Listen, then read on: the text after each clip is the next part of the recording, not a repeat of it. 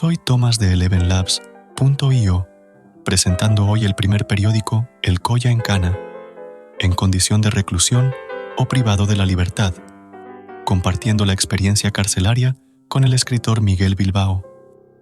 No es un programa para lagartos, yutas, ratis, alcahuetes, buchones, vigilantes o botones morbosos de las desgracias ajenas, porque aquí sobran asesinos, violadores, ladrones, detenciones, procesos, condenas.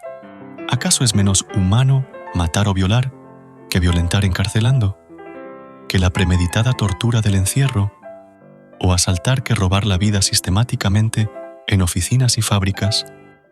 ¿O serán parámetros y sensibilidades culturales de este sistema perverso, cuya síntesis y mayor representación institucional son las cárceles? Deformaciones humanas. Hay que suprimir las causas. Podríamos seguir indagando, pero estoy en contra de la cárcel y a favor de la libertad de los presos por encima de cualquier razón. Y pregunto, ¿quién es quién? Un preso ante el gran público se ha ganado la inocencia. A continuación, la voz del escritor Julio Cortázar, explicando cómo el discurso hegemónico puede ser visto desde el otro lado, y así, en el mismo acto, liberarnos. Periódico El Colla, por Diego Vidal. Bueno, pues eso en ese colectivo, que nada tiene de griego, salió así la noción del laberinto, en fin, el mito de Teseo y el Minotauro. Pero sucede que yo lo vi al revés. Y eso es lo que me interesó. Y cuando llegué a mi casa, pues comencé a escribirlo.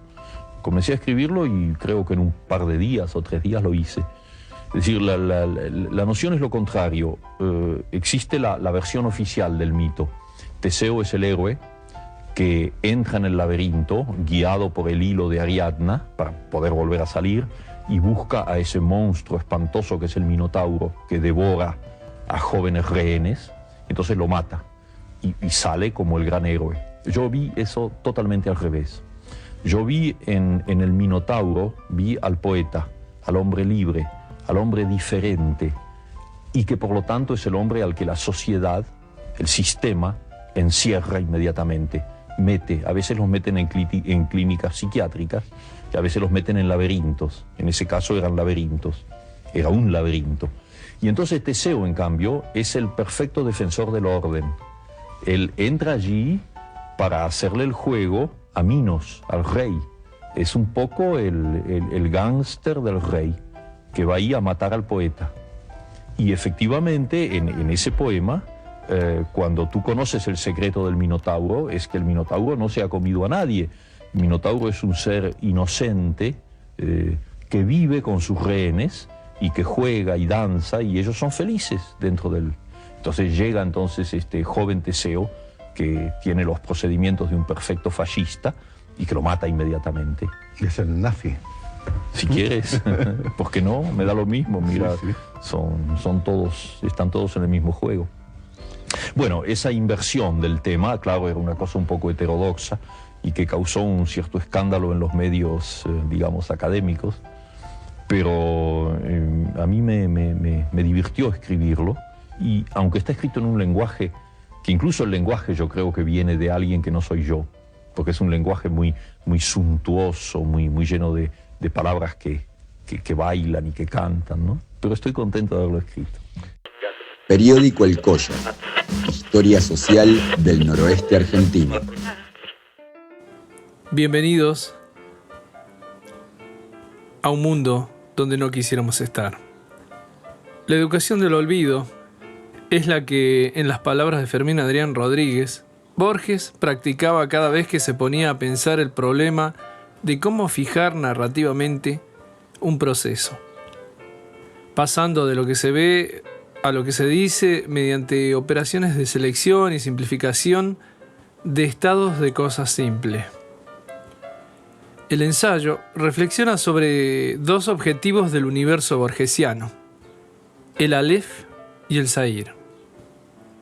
Como los 2 modos de ficción de Borges, que no busca la representación del universo, sino su percepción artística como expresión de un mundo borgesiano, un mundo construido con enunciados antagónicos pertenecientes a doctrinas filosóficas y otras cosas, ¿no?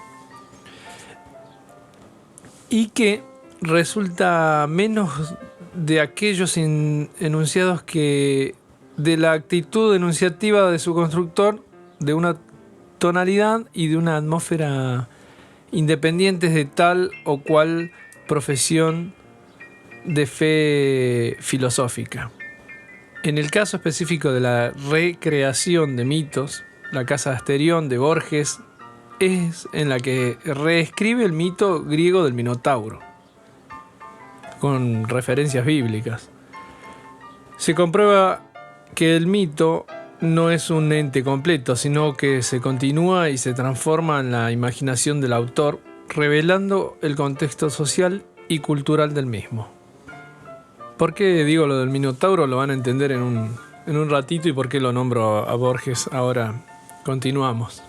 Pero quiero expresar un pensamiento sobre la cárcel que no impide que se produzcan actos antisociales, y yo creo que los multiplica.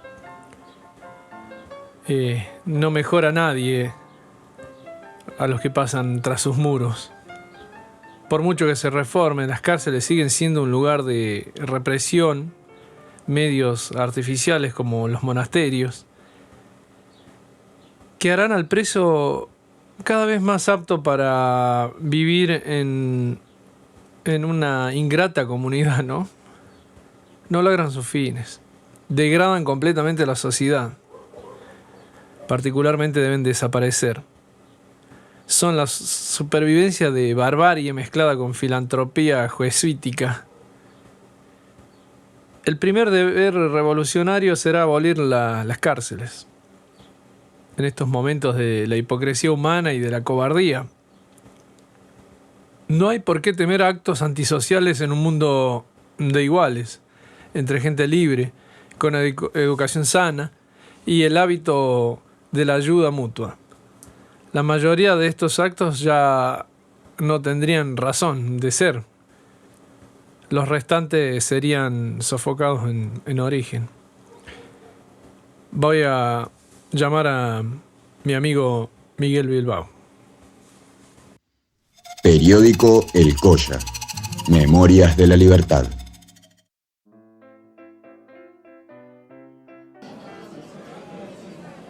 Buen día, Chango. ¿Cómo te presentarías? ¿Cómo dirías que es Miguel? Mi nombre ya es un tema. Ya hay bastante para debatir sobre eso. Elegí un nombre para mí. Me pusieron uno cuando nací, pero hay ahí unos temas todavía por resolver con el nombre de pila, así que el nombre que elegí es Miguel Bilbao. Casi puedo decir que es como una forma de renacer para mí. Me deja mucho más tranquilo porque es más fácil de pronunciar. La verdad que siempre tuve muchos problemas con mi nombre anterior. Era extranjero, entonces la verdad que era un dolor de huevo pronunciarlo todo, así que Miguel Bilbao es mucho más sencillo y más criollo, si se quiere. Bueno, ¿y cuándo nace el impulso de la escritura? ¿Cuándo usted tiene esta necesidad? Y la cuestión con la escritura viene desde que soy pibito, desde que soy muy guachín. Mi vieja era una mujer muy inteligente, una mujer muy estudiosa. Y me acuerdo de tener 7, 8 años y estar en el mostrador del almacén de mi mamá, en Tucumán. Yo nací en Tucumán, en Yerbabuena. Ahora es un barrio muy cheto, muy pituco. En ese momento era más que nada montes, era un barrio al lado de Monte, al pie del cerro San Javier. Y después las empresas con los años lo volvieron countries. En ese almacén mi vieja le vendía sándwiches de milanesa, fiambre, gaseosa, birra a los obreros que laburaban ahí alrededor de casa y bueno, yo la acompañaba ahí.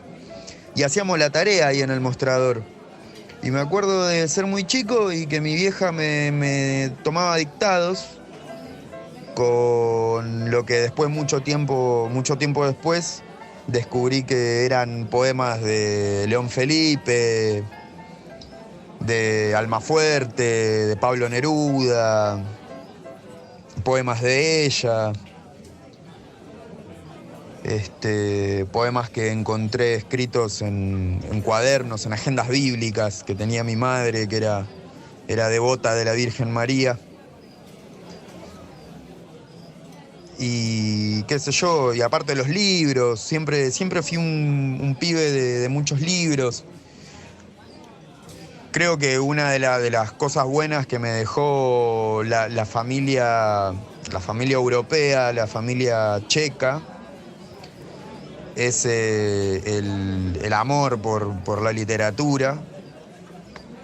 Mis abuelos eran personas muy leídas, mi vieja también, entonces eso facilitó que yo pueda tener contacto con los libros.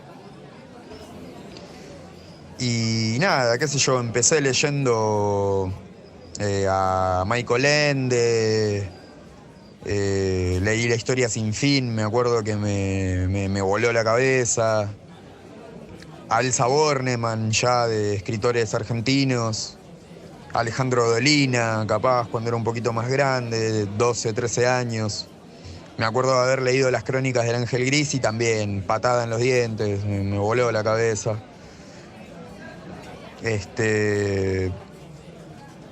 Algunos libros, novelas de tipo espirituales. Mi mamá era muy, muy lectora de Lobsang Rampa. Me acuerdo de haber leído El tercer ojo y haber conocido la cultura tibetana y también quedar muy, muy flasheado, ¿no? Por la concepción espiritual que tenían los tibetanos, los lamas. Y puntualmente a escribir ya como autor. Y empecé a los 15 años, apenitas después de que murió mamá. Mamá murió muy, muy joven, a los 39. Yo siempre digo que mi mamá se murió de machismo. Crió 5 hijos sola, siempre tenía 4 o 5 trabajos. Laburaba en casa, laburaba afuera, laburaba en casa ajena, laburaba vendiendo comida, laburaba haciendo de todo. Eso sumado a las golpizas que recibía por parte del tipo con el que se casó y me tuvo a mí, le achacaron bastante el cuerpo. Y cuando murió y yo encontré esas agendas que decía recién, le juré de alguna forma, ¿no? Como para honrar su memoria que iba a escribir. Le dije que algún día iba a ser escritor y bueno, y hoy que soy escritor, quiero prometerle que voy a poder vivir de ello. Siempre digo en chiste que cuando era chico soñaba con ser escritor y hoy que soy escritor sueño con tener guita siendo escritor. Pero bueno, no sería ni el primero ni el último que lo intenta y no le sale. Ojalá pueda lograrlo. Todavía soy lo suficientemente joven como para poder ver los frutos en mis manos y en mi heladera, los frutos de mi escritura. ¿Qué tiene su libro Crónicas del Encierro en sus cimientos? ¿Desde dónde está construido ese libro? ¿Desde dónde habla? ¿Qué nos dice? Por una parte eso es algo que se puede ir vislumbrando ahí a medida que vamos recorriendo el libro, pero sobre todo, el cimiento del libro es la exploración, Adentrarme, conocer, entender, preguntarme, cuestionar. Hay una poeta argentina que decía que buscar no era un verbo, ¿no? Que era un vértigo. Si no me equivoco, era Alejandra Pizarnik. Y si hay algo vertiginoso es la cárcel. La cárcel no duerme, la cárcel no para, y la cárcel no perdona. La persona que se durmió acá fue Pollo. Así que sí, eso se puede decir que son los cimientos del libro. ¿Por qué el Minotauro en el concepto general del libro? ¿Por qué está ahí este monstruo? Y lo del Minotauro salió por un poema, no fue algo que yo haya pensado inicialmente para el libro. El libro básicamente iban a ser los poemas que escribí en Cana durante el 2022 y el 2023. Y me pasó con un poema que le escribí a mi hermano, que se llama De la Puerta, que empieza diciendo: Minotauro en mi laberinto. Hoy escuchaba el tiempo y quedaré con mi puerta por fin. Y en un momento me puse a pensar, ¿no? Después de haber escrito esas líneas y mucho después de haber terminado el poema, me puse a leerlo varias veces y digo, yo me siento un minotauro, ¿no? Porque en parte me siento monstruoso y en parte me siento tan distinguido como el hijo de un rey. No hay que olvidarse que Asterión, el verdadero nombre del monstruo mitológico, era el hijo del rey Minos. Un hijo bastardo, ¿no? Un hijo guacho, pero príncipe al fin. De esto ya habló bastante Borges. Y me pasó que una vez también, mucho antes de esta reflexión, hablando con unos compañeros en la unidad Melchor Romero, nos cagábamos de risa, ¿no? Diciendo, esto es grande como un palacio, ¿no? Y los pasillos y todas las mazmorras que tiene, los calabozos. Era como una especie de reinado nefasto y nos reíamos pensando que era el palacio de los perdedores. Y en este palacio más vale sentirse un rey que un sirviente, que un vasallo. Y con esta idea del minotauro que recorre el laberinto, con la culpa de su monstruosidad y con la resignación de no poder sacársela de encima, pensé el hilo conductor ya más estético del libro, si se quiere, más conceptual. Y me imagino cada poema como si fuera una sala, un pasillo, donde un poema conduce a otro. Y todas las salas, todos los pasillos son todos muy parecidos, por eso los nombres de los poemas son todos muy parecidos, salvo 2 o 3 poemas que tienen un título más notorio, pero todos son de la puerta, del encierro, del origen, de tal cosa. Las obras, los collages, las ilustraciones que decoran el libro son obra de Nadia, del colectivo Yunta, de Luis Guillón. Ellos tienen un fanzine y son un colectivo hermoso, de gente muy buena que yo ya estando detenido me conocieron, nos conocimos y son las primeras personas que publicaron algo mío ya estando detenido. En parte les debo mi estabilidad mental actual. Son unas personas con el corazón lleno de amor y de ganas de cambiarlo todo. Me pone muy feliz. Me siento muy honrado de haber conocido a esta gente y sobre todo muy afortunado. Más allá de las desgracias de mi vida, yo me considero un hombre bastante afortunado. Siempre me pudo ir infinitamente peor y por tal o cual cosa nunca pasó. De hecho, creo que caer en cana es lo peor que me pasó en la vida. Pero salvo esto, yo he tenido una vida de suertes, de muchas desgracias, pero no desgraciada, ¿no? Como que yo siempre separo eso de tener una vida, de tener desgracias en la vida a tener una vida desgraciada. Hay gente que tiene muchas comodidades en la vida y sin embargo tienen una vida de mierda. Mi vida, si algo que tuvo fue aventuras, descubrimientos, aprendizajes, viajes, muchísimos viajes. Es un laberinto lindo que me animé a desovillar mi vida. Quién sabe hace cuánto vengo siendo un minotauro y no me doy cuenta.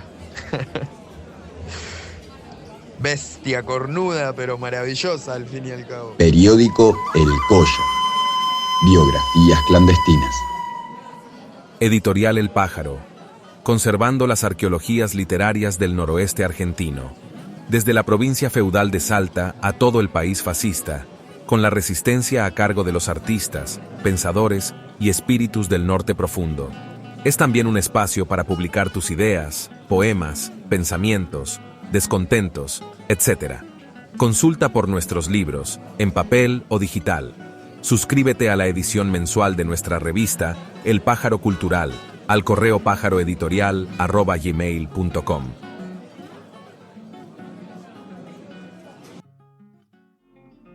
Blog Ácratas de Salta. Espacio autogestivo de difusión, abierto al intercambio y a la consulta. Visite acratasdesalta.wordpress.com. Las condiciones en que plasma de hecho la vida humana tenderían más bien a mostrar que somos solamente lo que parecemos, contra todo lo que yo he dicho, y que por lo tanto nos reducimos al orden de la gravedad y no al de la gracia. Y eso se entiende, por otra parte, ya que estamos, quién más, quién menos, todos sumidos en un orden que es social, es humano, en fin, el hombre existe socialmente, él está en la sociedad como la sociedad está en la naturaleza. Y siendo así las cosas, no es extraño que la sociedad transmita a cada uno de sus miembros las presiones de la necesidad, que son finalmente las que produjeron su emergencia en la realidad. Y en la medida en que es un medio transmisor de la necesidad, la sociedad no es por ella misma un terreno propicio para ingresar al orden de la gracia, digamos. Periódico El Colla, por Diego Vidal. Ranchitos, toma 2. A Clara, por interesarse. A mi familia. Alguna vez, alguien dijo que las paredes son la imprenta de los pobres y las cárceles están repletas de pobres. Desde que entré al sistema penitenciario, nunca dejó de llamarme la atención las cosas que mis antecesores dejaron grabadas en las paredes. Oraciones y plegarias a Dios, su nombre, su barrio, el de su familia, hijos e hijas, corazones flechados, juramentos de venganza contra la autoridad y alguna que otra incoherencia. Estas Son cosas que suelen leerse en los bloques que erigen las paredes de las celdas en que vivimos. Casa grande, le dicen los presos viejos al pabellón. Yompa, los más jóvenes. Pero todos le decimos rancho a la celda, ranchito, porque a la celda se la cuida, se la respeta. Con el tiempo, hasta se le tiene cariño. En el cautiverio, el pabellón es el mundo y el rancho el hogar, el refugio donde desaparecer un rato. A veces se torna agobiante la vida en el encierro, pero otras tantas el ranchito es la única forma de lidiar con ese mundo que, siendo sinceros, todos queremos abandonar. Cada bloque un familiar, una alegría, un amor. Cada ladrillo un dolor, una pena, un día más. ¿Cómo llenar de sentido, entonces, los ladrillos del encierro? ¿Tiene sentido pagar con años de nuestra vida por delitos excarcelables? ¿Cómo nombrar el vacío? ¿Cómo llenar el cautiverio obligatorio? Tomo un bloque y lo miro, lo palpo, pesa mucho. De un lado dejo un beso para la Sofi, mi sobrina. Del otro lado del bloque tacho los días que me roba la reja en forma de palitos. Tomo otro bloque, pesa más, debe ser el cansancio. Tiene exactamente las mismas dimensiones que el anterior, pero es más pesado. De un lado, el nombre de la petiza con la que sueño todas las noches, desde hace 10 años. Paula. Paula y siempre. Paula ahora. Paula firme. Paula valiente. Hermosa. Del otro lado del bloque, la cara de Dante bebé. Dante bebé siempre. Dante bebé para siempre. Dante dolor de la gran puta. Pregunta sin respuesta. Dante aprendizaje. Dante bebé perpetuo. Dante, bebito hermoso. Tomo más bloques y pongo más nombres. Mamá, Montserrat, Bogotá, Vicky, Yara, Bruno, Titi, Pasto, Quesito, berenjenas al escabeche, ocaso, estrellas, arroyo, silencio. Amado silencio que se ha ido. Plenitud que algún día volverá. Cuando me quiero dar cuenta, todo mi ranchito está impregnado de lo que soy, lo que siento, lo que me falta, lo que amo. Es otro ranchito, ahora late, tiene olor a partidito y lagrimones, ya no me es ajeno. Quiero leerlo, escucharlo el tiempo que sea necesario para poder acomodar sus bloques, los años que necesite para que de cada grieta salga una razón, una flor, un mañana, un motivo para nunca más volver a este ranchito.